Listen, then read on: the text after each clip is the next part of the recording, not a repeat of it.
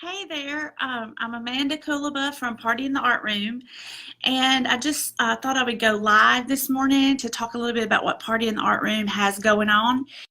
Um, I am super excited to be here, and I'm also a little bit nervous. I haven't done very many Facebook Lives in about a year. I started off 2018 just with these major, let me just show you. I had these plans for Party in the Art Room. I had this content calendar that I worked so hard on. I mean, I had everything for this whole year laid out in this calendar. You can see how much stuff is in there. And this was my 2018 content calendar. The whole thing's like that. I had worked on making plans for like things I needed to remember, and this is kind of how my brain works. That's why it looks like that. It's not bulleted list or anything. This is how my brain works. This is what my notes look like. But so I had started off 2018 with this plan for Party in the Art Room, and then I got the flu in January. Toward the end of January, I got the flu. And I also have asthma, and I had, until this point in my life, I had no idea how dangerous the flu could be for someone with asthma. Now, I'd had the flu before, but I had never had this kind of trouble with my asthma combined with the flu. So anyway, I was on antibiotics and steroids and who knows what. I mean, just breathing treatments. I was in and out of the hospital, in and out of doctor's offices for about 6 months. So until last month, actually, I was on my last round of steroids in June. So needless to say, there was a huge roadblock for me in this and in Party in the Art Room. And I just, I thought, I think I want to share a little bit about that as a human being to just connect with you. And so you can kind of see what's going on with the blog. So now that I'm feeling better, I'm ready on the mend. My asthma's a little bit more under control, so I just want to start over with the blog, and that's why I've kept this. But here's the main reason I wanted to tell that story is because, hi there. I wanted to tell that story because I learned so much for the 6 months that I was so sick. It really humbled me as a person because I had always been the kind of person that was a go-getter, and I would have 27 projects I was working on, and I had 2 kids, and I was always busy and always active, and I would get up at 5 o'clock in the morning and go work out. I was drinking my protein shakes every day, and that's who I was. And then when I got sick, I couldn't be that person anymore, and I don't know how to explain it. Like, I didn't have my health anymore. And I was like, oh, I can't do videos anymore. I don't feel like my old self. I don't look like my old self. But I was like, you know what? I'm a human being. And everybody that's going to be watching these videos, everybody that's in this Party in the Art Room, connected to Party in the Art Room, everybody that's an educator, we're all humans. And it's okay. And so 2018 has been a huge growth experience for me. And if anybody else has had any kind of experiences like that this year, I would love to hear about them. But I'm going to move on from talking about myself and talk about Party in the Art Room a little bit. So I have an article that's about to come out for Tupelo bloggers. So if you are not from Tupelo, you might not know what that is, but I'll share it here once it comes out. It's just it's a blogging community where I live. And the article is about creative thinking. And I'm really excited about this to be published because I really wanted to share this with my community in particular because I teach art here in this community to children. And the whole thing is about how important it is for students, especially young children, to be given the freedom in their art making to make their own decisions. Now, I'm not saying you just let them do whatever they want to all the time. There's boundaries and there's structure and there's principles and elements that they have to learn. But I'm not the kind of art teacher that will ever stand up there and say, copy everything I do so that your artwork looks just like mine so that you can take it home and frame it. I want the students to produce frameable work, but I want it to be theirs. I don't want to be the one doing all of the creative thinking. So that's my whole philosophy behind teaching art to students. And anyway, that article is going to come out and I will share it with you. Just wanted to let you know to be looking for that. So I have my list over here. I'm actually doing something really different this year. I've decided I'm going to take a break from teaching full-time in the public school, and I'm going to do some things, some consulting and more writing and more resource development. But I just can't let go of the teaching art to actual students. I love working with students, so I decided that I want to do after school art lessons. So if you are in the area and you're interested in that, just drop me a line. You can email me. It's aekulaba@gmail.com, or you can message me here. I'm really excited about those after school art classes. They're going to be creative thinking based. So it's going to be a lot of problem solving for the student, art-based problem solving. They'll be making their own work. They won't be copying me. It'll be based kind of on the article that I was telling you about. All right.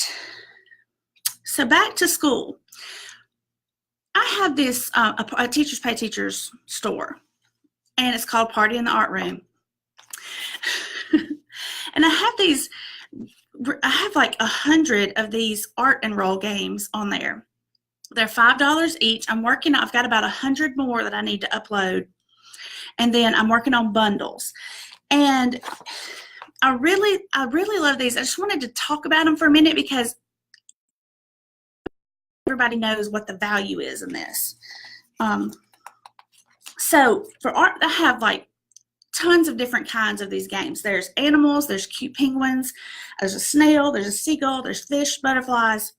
There's seasonal ones like shamrocks, Easter bouquet, fall pumpkin. There's a cute summer camper. It's like a cute little camper, and it's hippie, and it's cute. And there's just fun general kinds of games. There's robot clown. There's a rock lobster. And then there's some that are based on master artists like Chagall, Warhol, Kandinsky, Arcimboldo, Kehinde Wiley. There's a Story People one, if you're familiar with Story People. I'm going to share this Chagall. So like the cover page looks like this.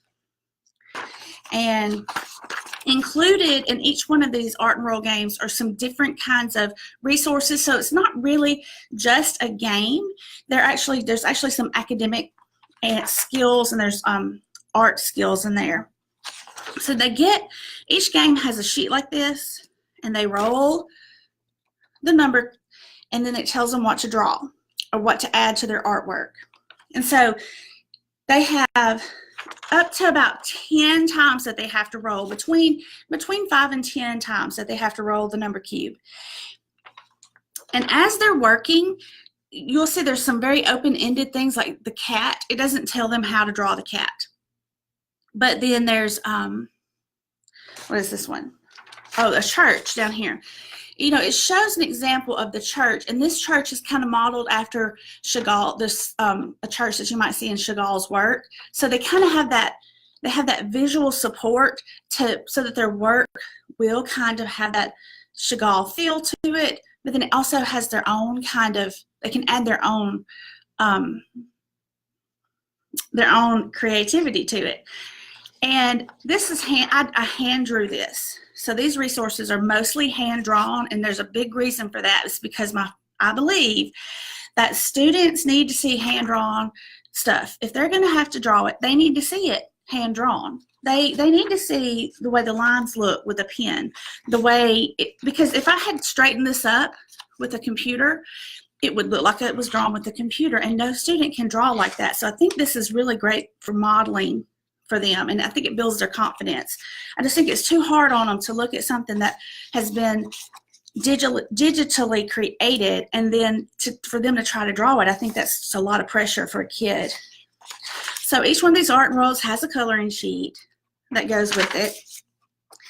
And let me show you what a finished example might look like. This, of course, I made this one. That's a finished example. But you will have this that you can show the students so they can kind of see what they're going for. And, of course, you can always show them Chagall's work. But the part of these that I really love the most are these, there's reading passages in a lot of them. This is all about Marc Chagall, so they have to read about him, and it's about 4 pages. And then they have to summarize the text with at least 3 paragraphs. Then there's some answering of questions like that go with the passage. This is just the Chagall one. All of these have different kinds of things. There's artist reflection where they have to, after they create the art, they can talk about their own artwork or write about it. And I love this compare and contrast activity that's with this one. What they do is they, I have to call them back. They take their work and they compare it with an actual Chagall work. And I had chosen this one because it's black and white, and there's an obvious difference in theirs because theirs will be so bright and colorful. Anyway, so there's a ton of these. I was going to show you a Warhol one, but I talked about Chagall way too long, so I think I'll skip the Warhol. But there's the art, and there's the creative thinking aspect to it, and then there are other academic connections built into these games. So like I said, there's like 100 of them, and I have like 100 more that I'm ready to upload to Teachers Pay Teachers, and they're $5 each on that store, and they make really great back to school activities. That's why I brought those up. Now, here's something free for you. Teachers love to have kids do self-portraits at the beginning of the year, and it's a great back to school activity. I always did that. But a lot of times, I think we're so rushed to get everything done at the beginning, we kind of just do the fluff of a self-portrait, like draw your face and let's hang it up. And we kind of don't go into it very deeply. But there's so many academic standards that can be covered in self-portraits that I think it's worth taking the time to back up and actually try to, you can have the students draw a self-portrait, but you can talk to them about proportion on the human face. Spend 5 seconds showing them how to draw the human face. Your forehead, there's that whole proportion. So, but I actually recorded a vodcast for Education Closet. It's called Teaching with Creativity, and I'm going to link that in the comments. It's all about using self-portraits but making it arts integrated so that it's actually, it's not fluff. You don't want your self-portraits to be fluff. So I'll link that in the comments. Okay. So I told you that I'm not going back to school to teach full-time this year. I'm going to try some new things. I actually have a studio. That's where I'm at right now, at the Link Center in Tupelo. It's Artist Studio. It's, I think it's part of a grant program that the Link Center has. And I love it here. So if you are looking for a studio space, you need to look into this. You can contact me and I can tell you where to go to get info. But I am actually going to be working out of here to create some of my own artwork, but also create resources for teachers, especially arts integrated ones. I'm going to do some consulting. Excuse me. Never fails. I always get a tickle. Okay, so I want to do some consulting with schools, but the main reason I'm doing this is because I just applied and was accepted to the teaching artist roster for the Mississippi Arts Commission, which means I can come into the schools and work with students on arts integrated lessons. So I'm really excited about that. I have lots of big plans for that where that's concerned. And I just really wanted to share first about the Link Center because it's so great. It's an amazing resource for artists in our community, Tupelo, because, excuse me, an example of why I love it here is tonight we're having a reception.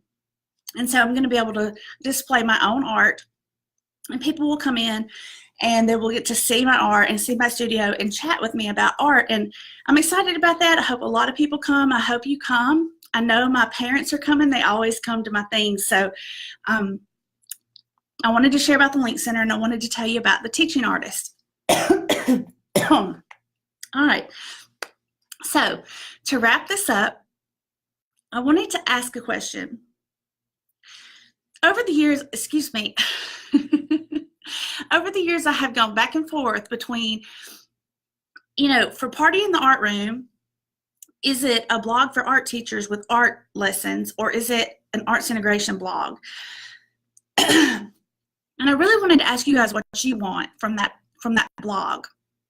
I'm never going to stop doing arts integration. It's so important to me.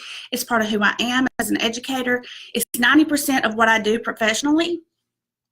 But sometimes I feel like Party in the Art Room should maybe be art room, like art class.